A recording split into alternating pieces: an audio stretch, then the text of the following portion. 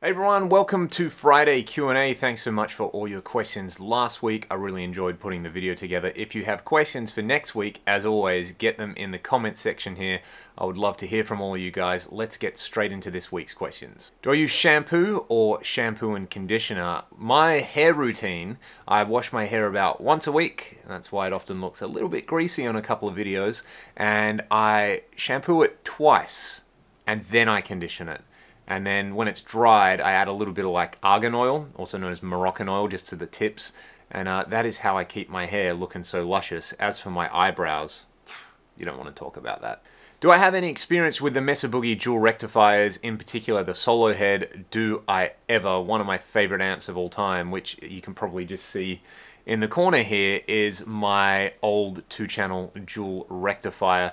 Absolutely love that amp. It was like a game changer amp for me when I got it, and I basically use it to record everything on Ragdoll's Back to Zero album. It's laid in there with a couple of different amps, but it's the one amp that's on every track. So if you want to hear that amp in action, go and have a listen to that album. Here's a little sound clip. Speak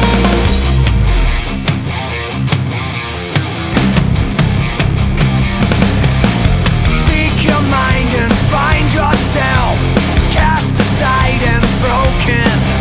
And I recently just did a video this week, in fact, on how you can get 5 kilatones from your dual rectifiers. So if you haven't watched that one already, go and watch that one, and hopefully it gives you an overview of why I love the dual rectifier so much. Great amp. What are my thoughts on the Positive Grid Bias amp software? I really like the layout on that software, and I mean, there's a good reason why I haven't done a demo of it on here. I'm not that fussed with the overall tones. I don't mind the bias effects stuff, the having, you know, stomp boxes and stuff like that in your DAW is pretty cool, but in terms of the overall quality of the sounds and using them in a mix and stuff like that, I didn't really bond with it. I remember demoing it side by side with Waves GTR, which is another plugin which, yeah, I mean, you know, it's good for what it was at the time, and I think it's been surpassed, but I actually preferred GTR to Bias, and just about everything else to Bias that I've tried.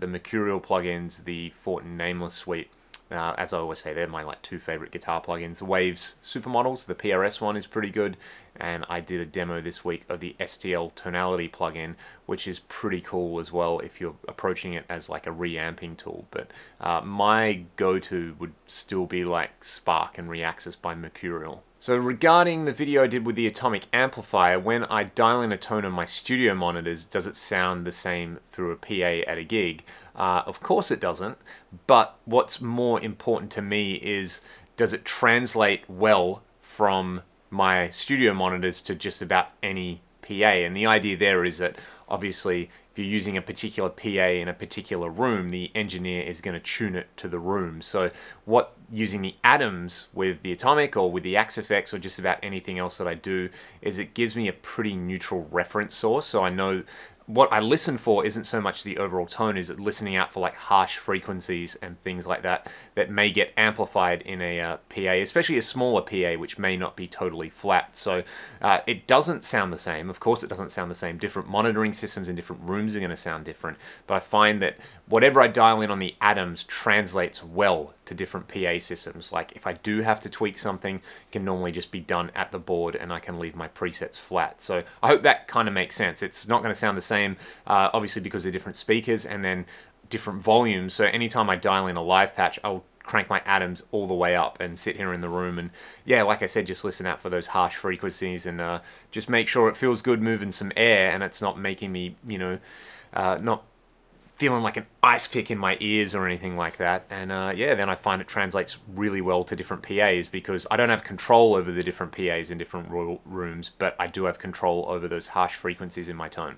So with your high watt high gain 50, I don't know how that actual amp operates, but normally most amplifiers will have, especially if it's a combo, I don't know if it's a combo, but a lot of the time you'll have like the main speaker and then you'll have an extension jack, and different combos and different amps work like that in different ways. Some of them, the extension jack will actually negate the main speaker output, and some of them it will just add on to it. So for example, if you had an amp with a main speaker output and an extension jack, and you know, the amp might have like a built-in 1x10 speaker, but then you can plug it into a 412, you wouldn't necessarily want the 1x10 also playing, in which case you could probably just, if it does make sound, just to disconnect the main speaker. But the main thing with tube amps is that you always provide an adequate load. So if it's a 50 watt head, make sure you've got at least a 50 watt speaker or combination of speakers behind it.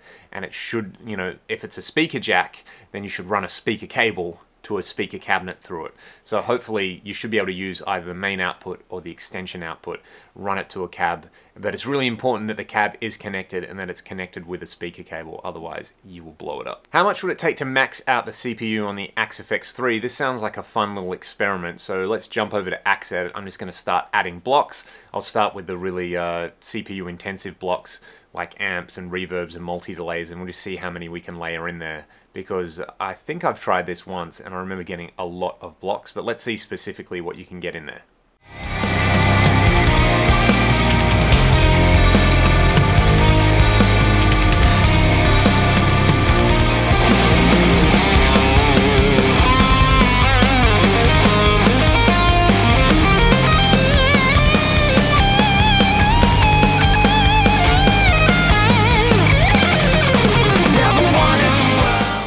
My favorite pastime on tour, great question. One thing that I do a lot of on tour is drive, and I've come to really enjoy that.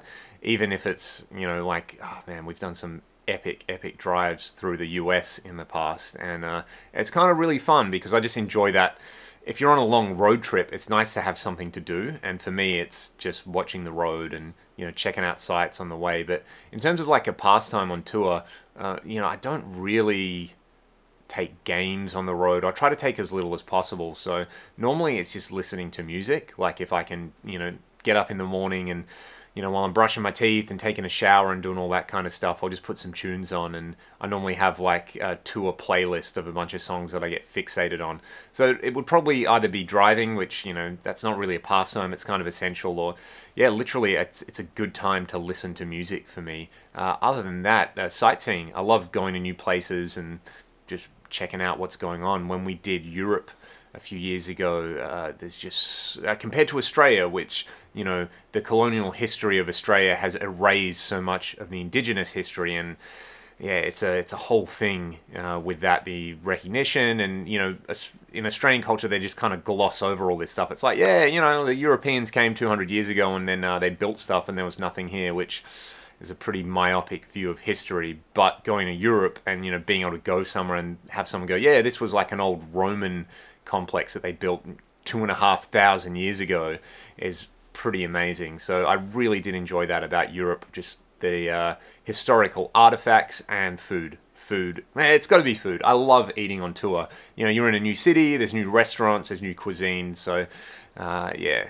That basically covers it. And then normally you've got enough time to go to a gig, run around like a maniac, get really smelly and stinky, and then you get back in the car and drive somewhere else, rinse and repeat. Rinse if you're lucky, normally just repeat. So the 80s and the 90s were a big influence on my guitar playing. What do I think of the modern 2000s metalcore kind of stuff?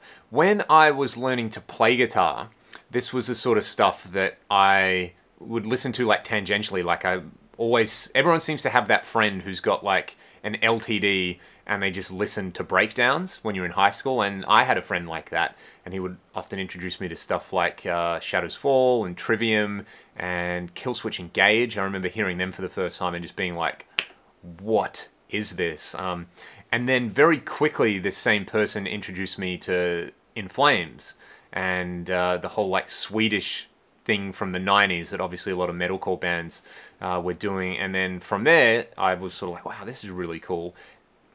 And then I discovered Opeth, and then that was like the end of that very brief obsession, because I got super into that band and sort of like the whole proggy metal kind of thing, and didn't revisit that stuff for a long time. And I remember when Killswitch did that cover of Holy Diver, and I heard that and I was like, oh my god, this is amazing, these guys are so good. And going back and listening to all of that stuff, kind of, you know, with more like mature ears, and really digging a lot of it. I think the big thing for that whole metalcore scene is Adam D, and like, you know, he produced so many of those records, and the whole like, you know, ESP LTD comparison into a Tube Screamer or a Maxon OD 808 into a PV 5150 or 6505. That's kind of such a sound that I love. And another friend of mine actually commented when we put out Back to Zero, he said, oh man, these guitars kind of have like a metalcore kill switch engage kind of thing going on. So there's definitely some of that influence in there. And there was just so much, you know, it was kind of like movement in guitar and metal where it sort of like made all that stuff fun again. I remember starting out, this is like early 2000s, where you would read a guitar magazine and there'd be some new metal band being like, ugh, guitar sucks, I don't even know how to play an A chord, I just tune down and play like, you know, whatever. And it was like people were proud to not know what was going on. And then the whole metalcore thing, when I became aware of it anyway, not necessarily when it arrived, it was sort of like people who were like, yeah, we write complicated riffs, and you know, we love 80s thrash, and we love shred, and you know, we want to be really good players. And that was kind of fresh, refreshing I should say, for someone in their teens to hear, and to just hear like complicated guitar music again.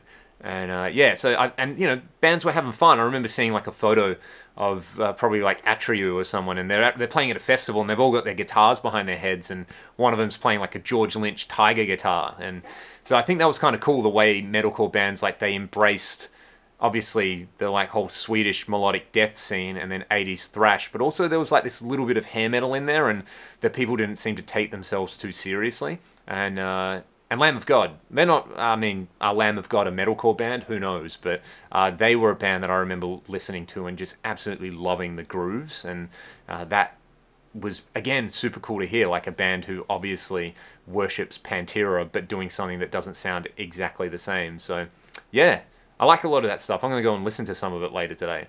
Do I know anything about the mod on the Rockmans that Billy Gibbons and Def Leppard had done? I don't, but what my understanding is that they use like the rack versions of those things, which would make sense if you're in a studio.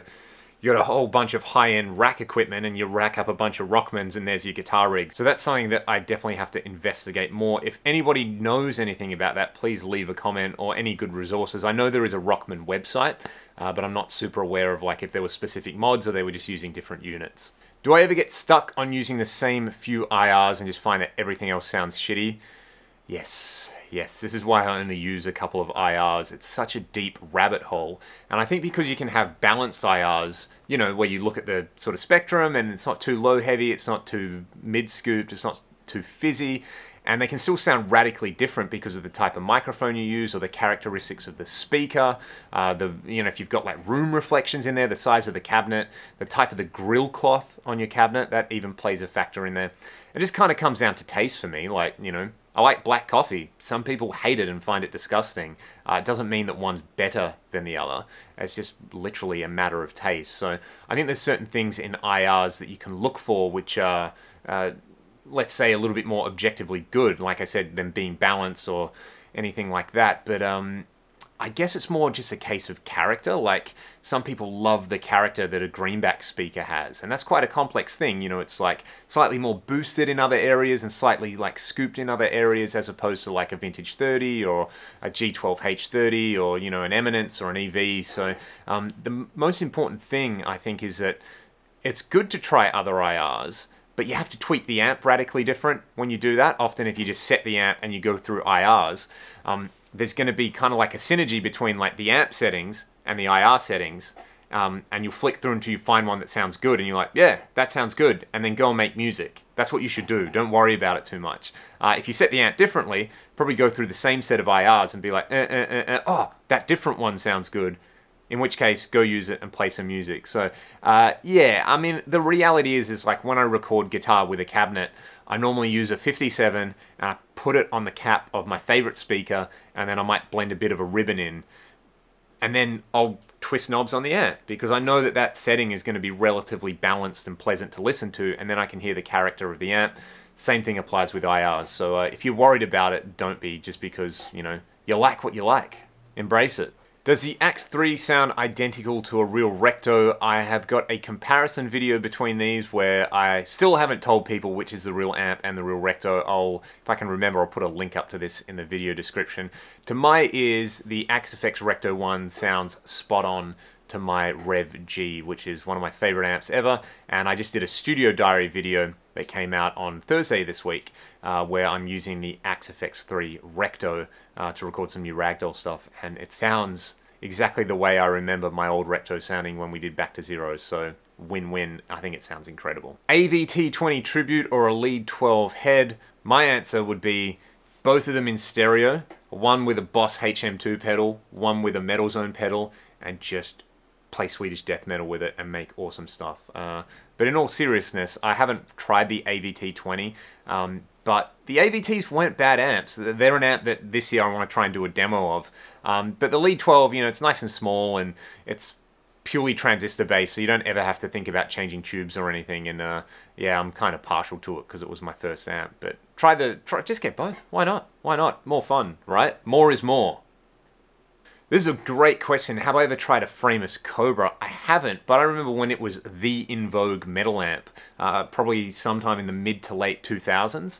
And a good buddy of mine, Johnny, who runs Anarchy Audio, we were talking about this at the end of last year, and he said he owned a Cobra and he just loved it, but they're very finicky amps to dial in. So hopefully, at some point in the next couple of months, I'll actually get one to demo because it has been high on my demo list. I'd really love if one popped up. One popped up locally for sale secondhand, really cheap, and I was like umming and ahhing about it, and I didn't get it, which I kind of regret. So yeah, definitely an amp I want to try.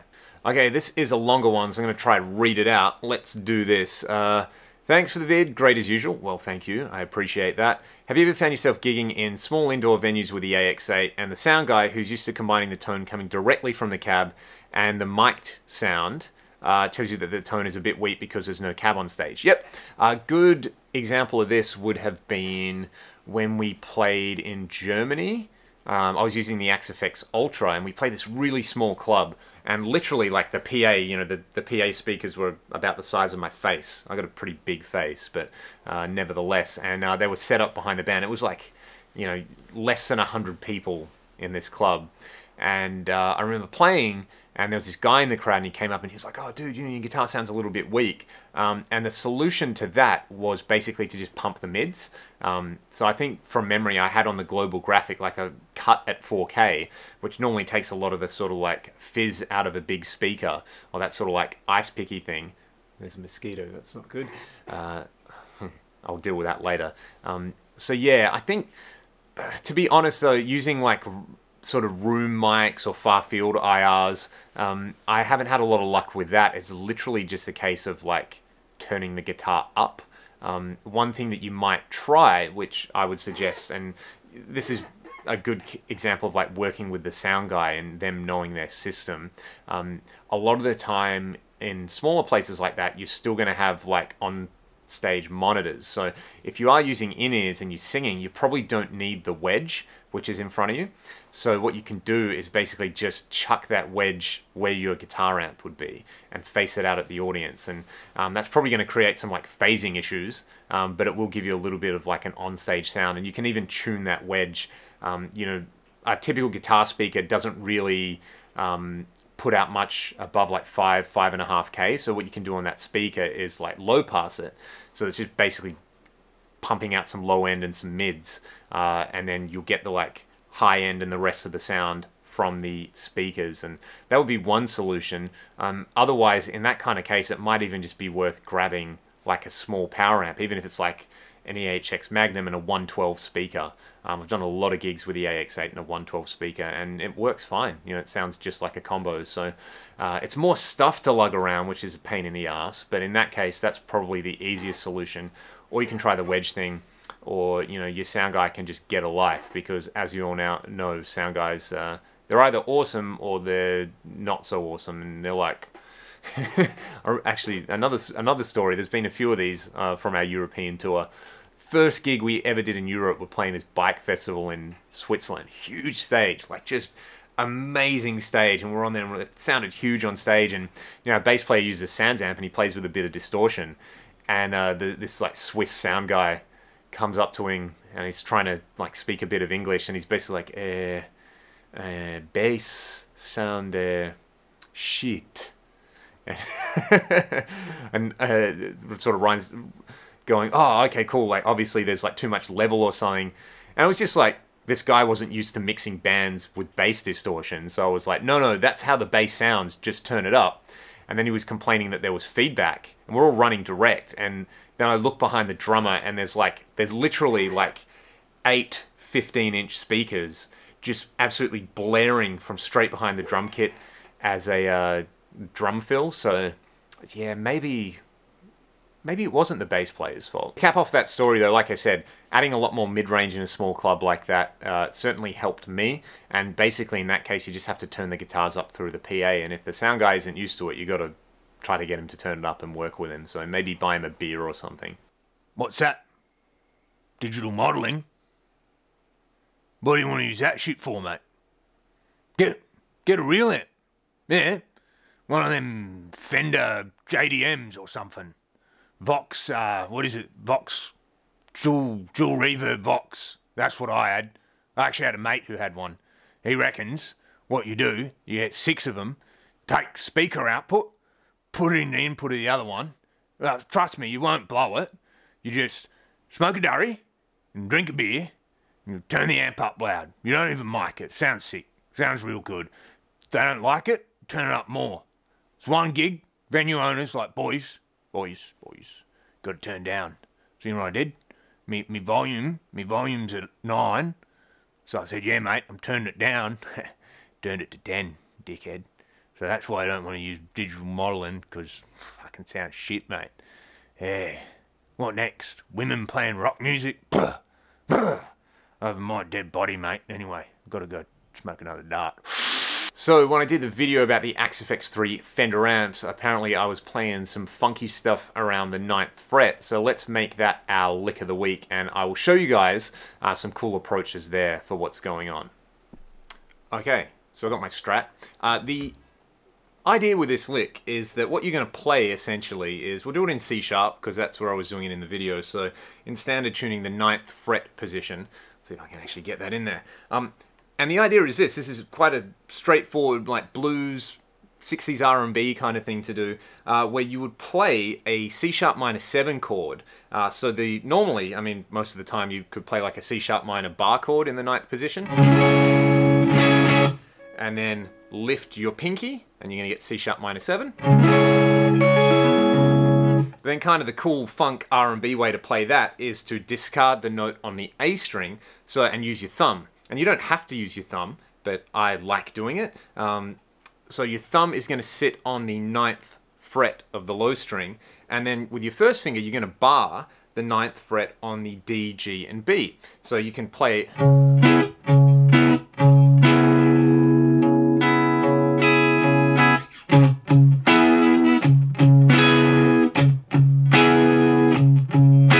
That's the basic idea there, where I'm just sort of playing the low note, and then... So that's the sort of genesis of this lick, and then you can do a couple of cool things. For example, you can slide that note, the notes on the D, G, and B string, which obviously is just a little triad, so... Or hammer on with your ring finger. By the way, if you don't want to use your thumb, I would approach it like this. Use your middle finger for the low note, and your ring finger... I find that using my pointer finger is a little bit awkward, so...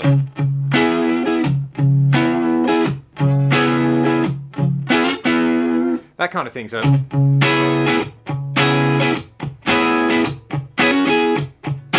Then, to get back to the lick that I was playing, so that's kind of the basic idea there, and obviously you're in a pentatonic position, so you can do stuff like hammer on, say from the 9th to the 11th. You know, the idea there would be play the triad, and hammer on the D string, then hammer on and pull off on the G. Gives you this.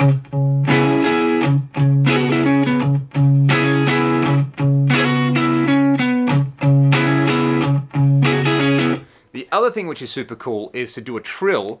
So you've got the minor third of the scale here on the 9th fret of the G. It's to trill between the minor third and the major third with the triad. And that gives you that bluesy thing, so...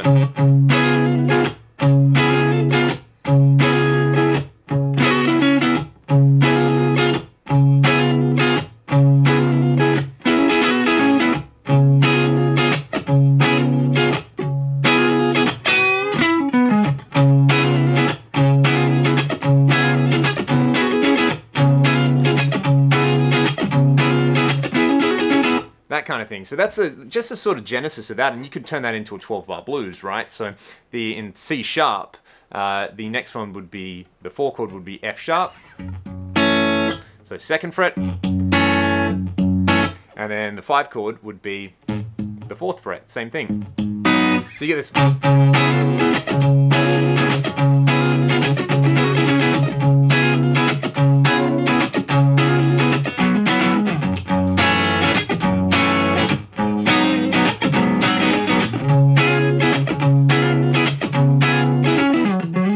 And in terms of right-hand stuff, I should probably focus on that a little bit. So let's see if I can actually just, I'll put my knee up so you can see my right hand with all of this. There we go. So this is what I'm doing.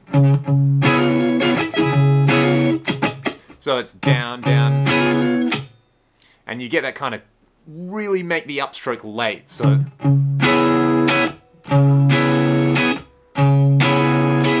And that kind of gives you the Stevie or the Jimmy thing, you know, whatever you want to call it, which is, that to me is like a 60s R&B thing. And obviously Jimi Hendrix was super into that kind of music, and that's kind of where he got that kind of style. And using the thumb over the top, again, it's like a sort of Hendrixy thing. SRV worship Hendrix, as we all should. And yeah, that's where that sort of thing is coming from. And then it's just playing around the relevant pentatonic shape. You know, to do this, if you did this in A, 5th fret.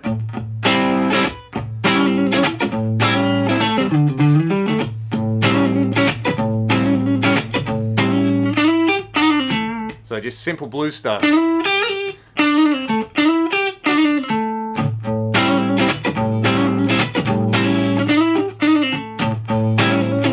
And one thing I would recommend when you're practicing this kind of stuff is you just take that simple groove and then take a pentatonic lick. Say, for example, we play this, starting, if we're in A now, so I'll keep it there.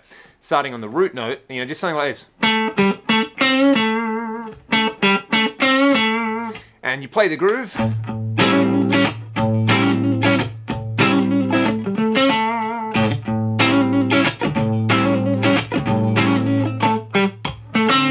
And something like that, you know, obviously I stuff that up, so I go, okay, cool, I've got to try to fit that phrase in between the groove. I'll try it again.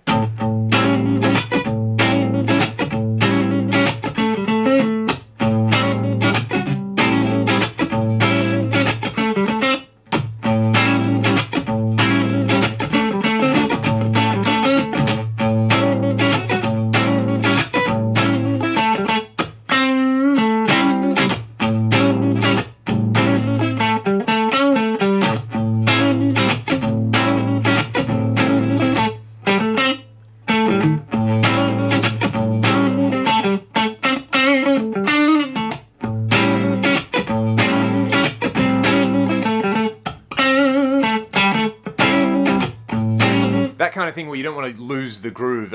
Paul Gilbert talks about this style of practicing in Intense Rock too, and it's one of my favorite things ever. I teach it to all my students, where it's like, if you want to learn how to improvise, pick a groove and then take a really simple lick and then think of different ways to work that lick in the gaps of your playing, and it will make, you know, not only will it make you a better lead player, it will make you a better rhythm player, and you'll be able to kind of switch between them. And that's like the holy grail for that R&B derived rock playing that Jimi Hendrix and Stevie Ray really, really mastered. And that just sounds cool. You know, you walk into a guitar shop and you pick up a guitar and you're just sort of like, oh yeah, this is a guitar, cool.